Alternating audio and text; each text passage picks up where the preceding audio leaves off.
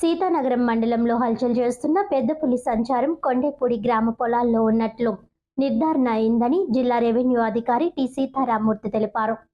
ఈ మేరకు ఇన్ఛార్జ్ జిల్లా కలెక్టర్ వై మేఘా స్వరూప్ ఆదేశాల మేరకు అన్ని శాఖల అధికారులను, సిబ్బందిని అప్రమత్తం చేసి ప్రజలకు సమాచారం చేరవేయాలని ఆదేశాలు జారీ చేసినట్టు వెల్లడించారు. రాజమండ్రి ఆర్డీఓ ఈ మేరకు సమాచారం అందజేసి క్షేత్రస్థాయిలో సిబ్బందిని అప్రమత్తం చేయడం జరిగిందన్నారు. పులి జాడ కోసం అటవీ శాఖ బృందాలు నిరంతరం గస్తీ నిర్వహిస్తున్నాయని అన్నారు. ఇప్పటికే సీతానగరం తహసీల్దార్, పోలీస్ తదితర స్థానిక అధికారులను అప్రమత్తం చేయడం జరిగిందన్నారు.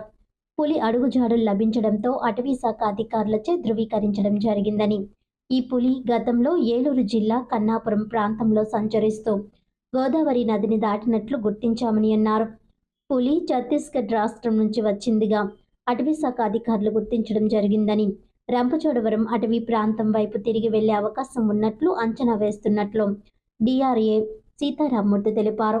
ప్రజలు రాత్రి వేళల్లో బయటకు వెళ్లకుండా అప్రమత్తంగా ఉండాలని, పశువుల యజమానులు తగిన జాగ్రత్తలు, రక్షణ చర్యలు తీసుకోవాలని ఆయన విజ్ఞప్తి చేశారు. పులి వ్యవహారంలో రంపచోడవరం అటవీ అధికారులను అప్రమత్తం చేయడం జరిగిందని, రాబోయే 2 రోజుల్లో పులి సంచారం కొనసాగే అవకాశం ఉన్నందున ప్రజలు అప్రమత్తంగా ఉండాలని అన్నారు.